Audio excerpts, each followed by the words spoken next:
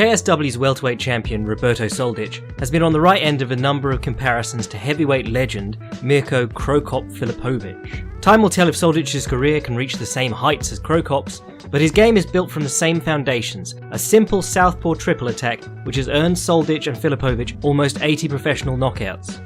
This southpaw triple attack consists of the left body kick, the left high kick, and the left straight.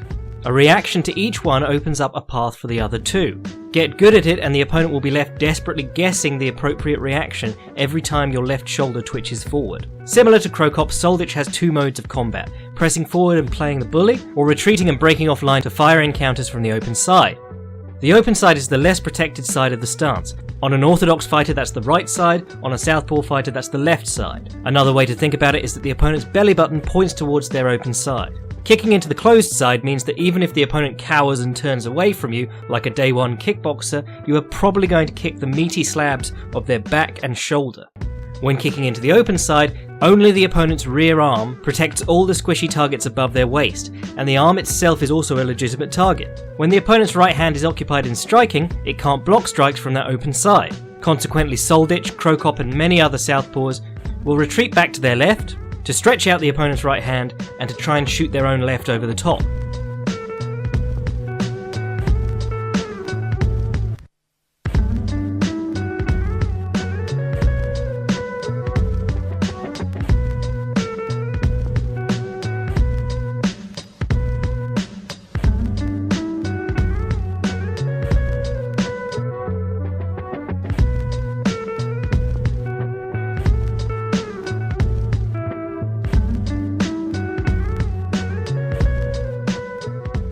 Another side effect of circling off in this fashion is that as the opponent is turning, his right arm can wander. Cro Cop and Soldic both make a habit of circling out to the left and then immediately throwing in the left high kick or left body kick. Giorgio Petrosian has also had considerable success through his career, turning the opponent and kicking them in the body as they pivot.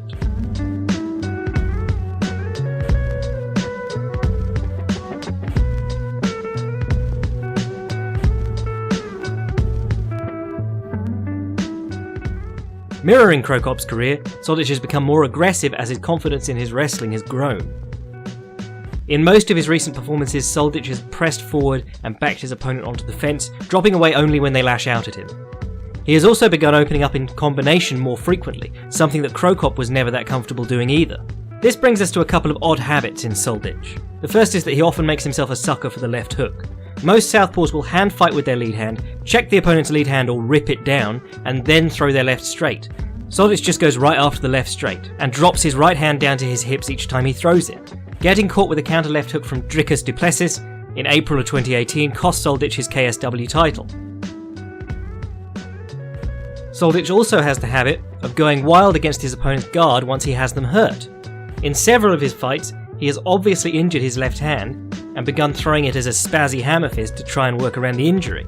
A little more bodywork and some variation of power in his punches when the opponent is covering up could save Soldic a lot of grief and some brittle hands later in his career.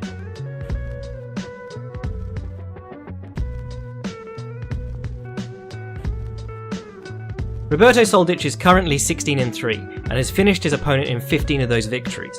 Having won his KSW belt back from Dricus du Plessis, he is attempting to defend it for a second time at KSW 50 on Saturday night.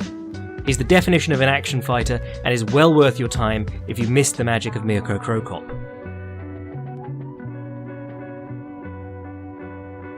I make these videos for fun and they aren't monetized, but you can keep up with all my ranting and writing by following Jack Slack MMA on Twitter or checking out my website fightprimer.com.